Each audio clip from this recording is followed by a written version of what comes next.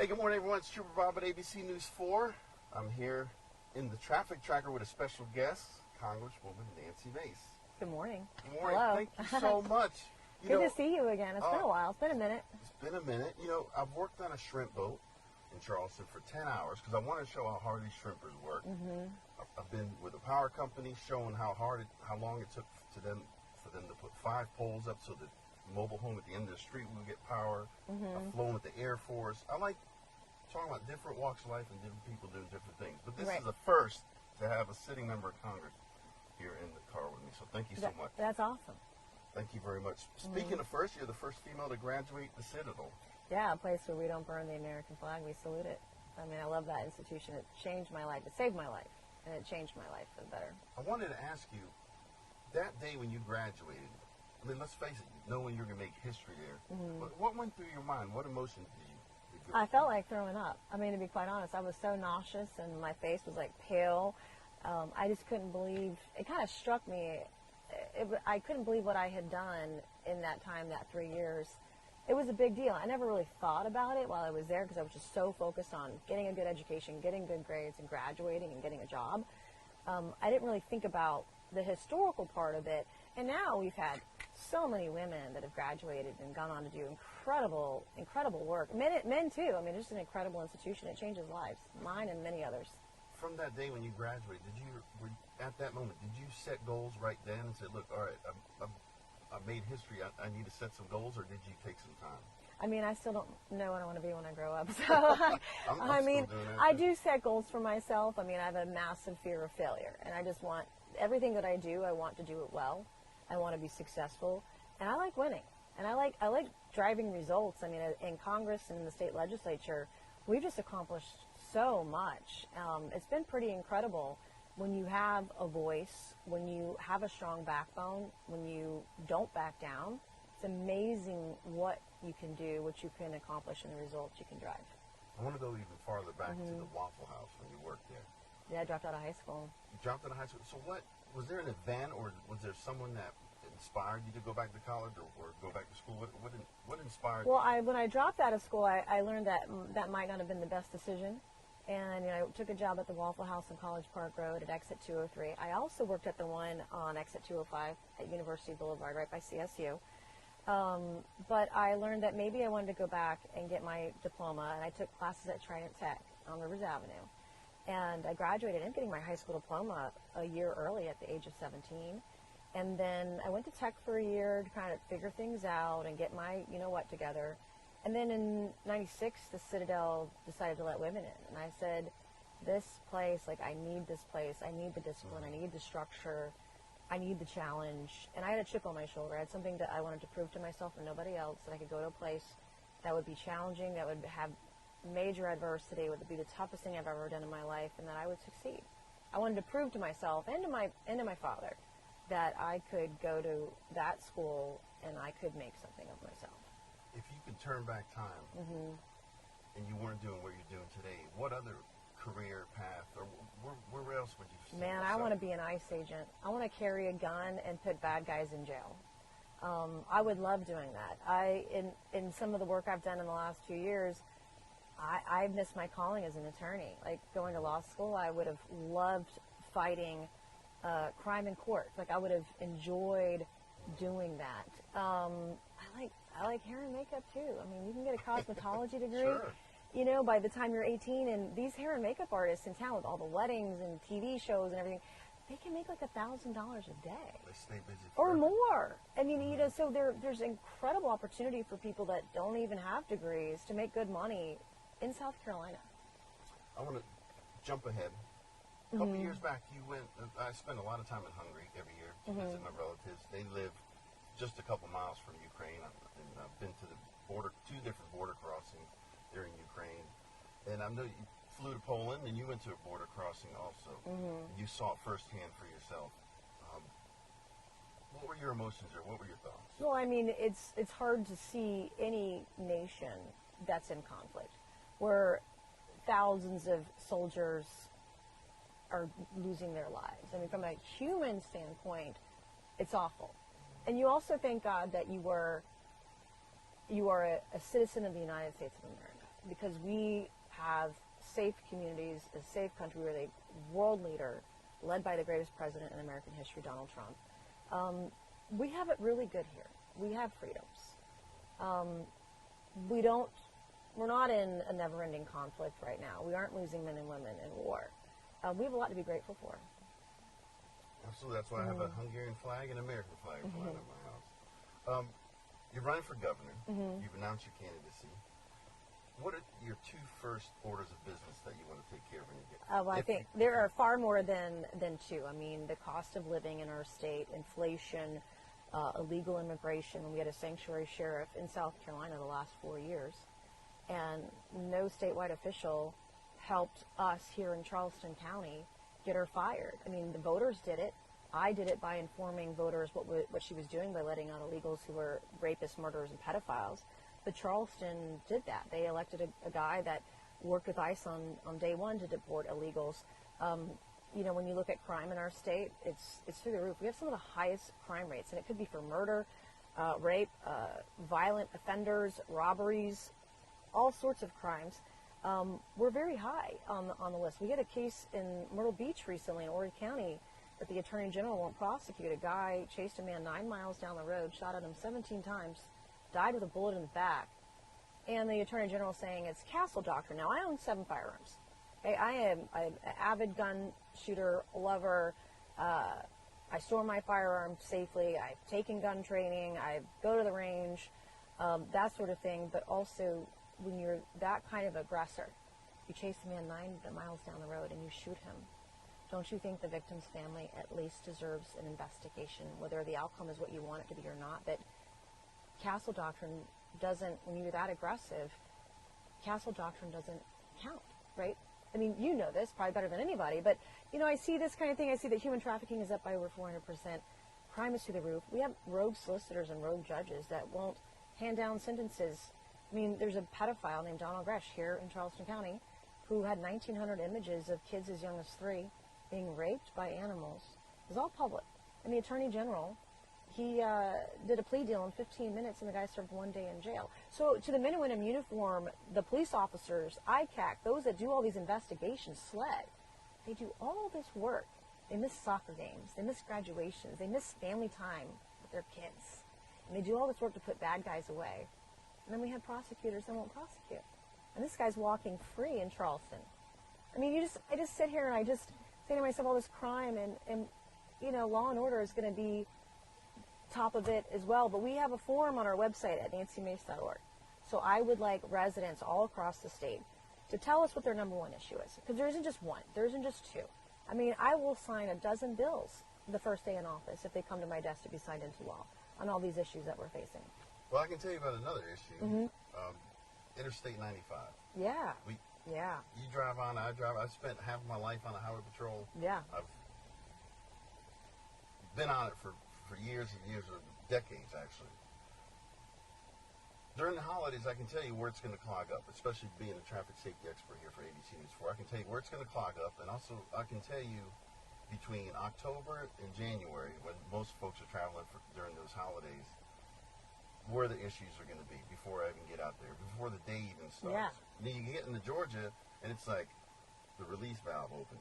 Okay, or North Carolina, the widening in North Carolina, the lights on, I mean, I've had to drive I-95 3 or 4 times in July just to get to and from D.C. because of flight cancellations, through the middle of the night, okay? And so, I mean, I've driven that road in the dark, in the middle of the night at 2 a.m., through all those states. And, like, I look at North Carolina, and I'm like, the nice roads, the widening, the lights, the bright lights is hard to drive at night when there are no lights on the road, especially on a dangerous interstate. And then I've sat in that traffic. I mean, hundreds of times, I feel like. But no, the feds need to come in and help our state widen the road and put good lighting in. I mean, we have high traffic counts, and we're behind on the infrastructure front. And I want folks to know, I want voters to know, because the media won't report this, but I helped and assisted getting the largest infrastructure grant in state history just this year. It was for the port in Long Point Road. It was $195 million. We need a governor who knows how to get those kinds of federal resources and grants. So we have that kind of money coming in. not just in the 1st Congressional District, but all across the state of South Carolina. And that's what I bring to the table. Like, I understand the infrastructure issues. I have helped expedite permits for infrastructure, building of bridges, shovel-ready roads projects, stormwater flooding. I have expedited so many permits with the Army Corps of Engineers to save our state millions of dollars. These are things that the media won't report on, but that I've done, and that's what I'm going to bring to the table as governor. We have hurricane season half the year, pretty much, 6 months. Yeah. And I mean, also, are we getting rain this weekend? What's happening with Aaron? well, or this week? Rip currents. Rip currents, that's a yeah. major, that's the last Stay thing. out of the water this week because Stay out it's of deadly. The water this week. But if you look at it, thank God it's not hitting our state or any other state. But if it were to hit Florida or Georgia, all those folks who's ever evacuating coming north is coming through our state, but only on 2 lanes. Yeah. And we've seen earlier evacuations from other storms where it just clogs up the interstate. So that's what I'm saying. We've got to expand the interstate, especially 95, and they're doing it on 26. Finally. But, you know, they did it in Orangeburg before they did Charleston.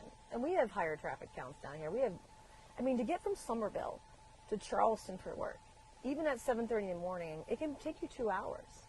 I mean, it's crazy that we were the last to go.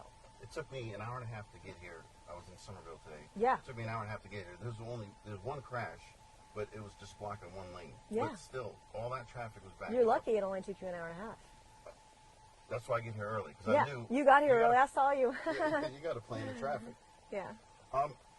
We have the ports here. We have railways. You always see the cars. I see them past my house coming and going from the BMW plane, because I see the BMWs going to the port.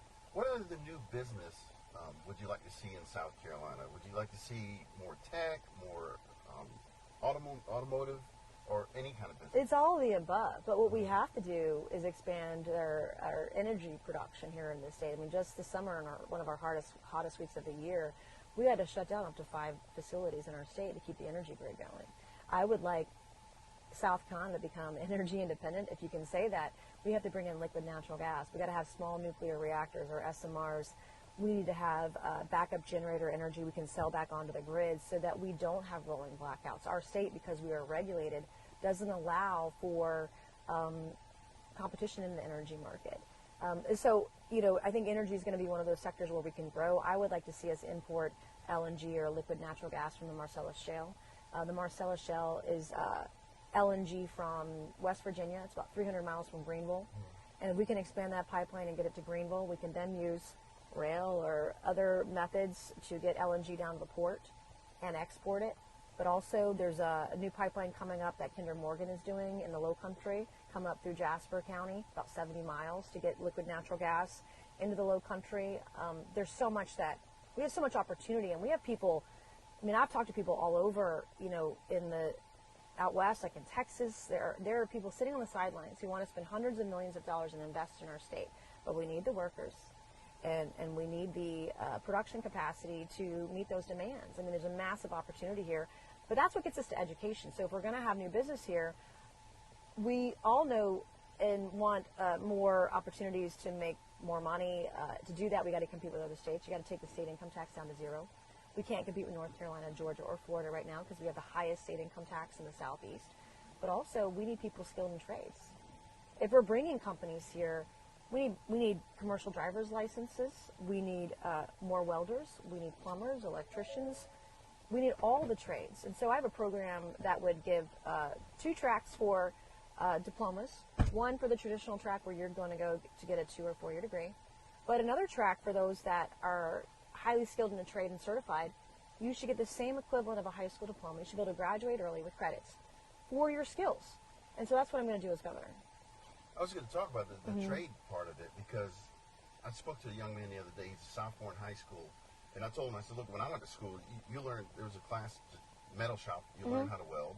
There was graphic arts, there was wood shop. Yeah. Some schools even have a I learned how to make shop. furniture. I can still make furniture from the wood shop, my wood shop days in high school. That's where I'm going to with this, because even today, I'm building things at my house, and I'm going back to what I learned in high school to use.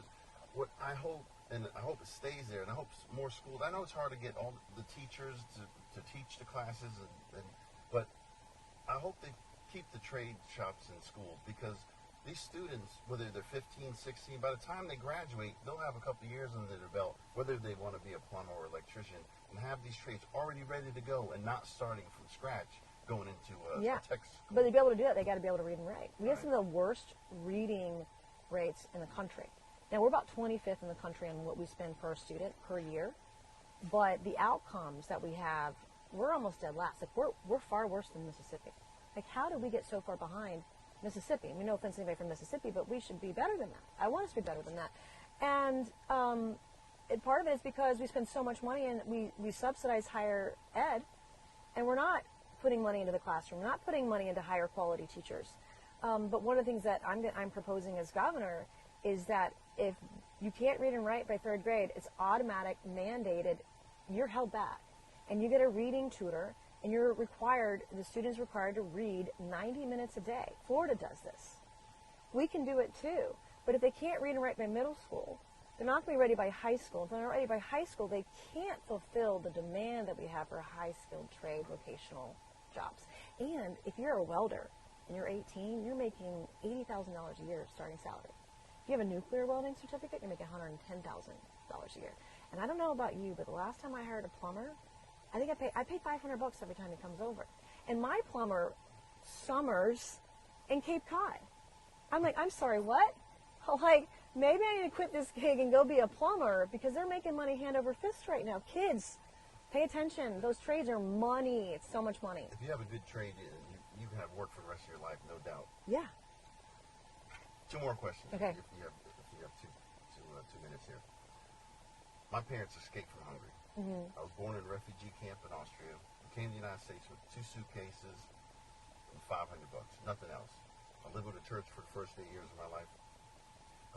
Served in the United States Navy for 4 years and served on the highway patrol, retired as lieutenant. And here I am still serving the communities of Lowcountry in the traffic tracker for over 6.5 years with ABC News 4. Not just me, but everyone around who was born in the early 70s. Do we have to worry about our Social Security not being there when it's time and we're eligible to get it? Not for those coming around in your generation. My generation, yeah, we have to be worried about Social Security. My kids, absolutely. We're in a place now where I'm just not counting on having it, because the government, the Congress, has stolen your hard-earned money that you put into this system and taken it away from you on loan to pay for other pet projects that the government shouldn't even be funding.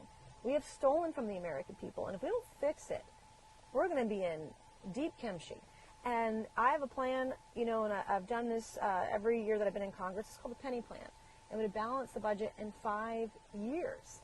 And then we don't have to worry about the sustainability of Social Security and cutting people's benefits. That's off the table if we can balance the budget. There's a way to do it, but you got to cut spending.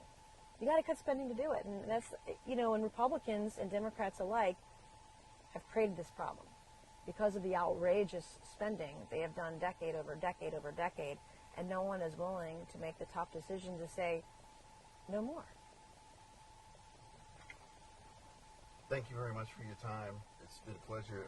Thank you for taking time out to come talk to me. Good to see you again. Who would you like to see in the traffic tracker getting an interview next? Oh my goodness. Gosh, let's do some animal rescuers. Okay. I mean, there's some really great work going on in the Lowcountry of saving and rescuing animals. Sure, and that kind of thing brings people together, Republicans and Democrats. It's nonpartisan, and it's literally doing God's work. Yeah, we have them on the show all the time. Yeah. But definitely, thank you. Yep. Thank As you. always, make sure you buckle up. Don't be ejected from There life. we go. Make it a good Tuesday. Thank you very much for watching. Thank you.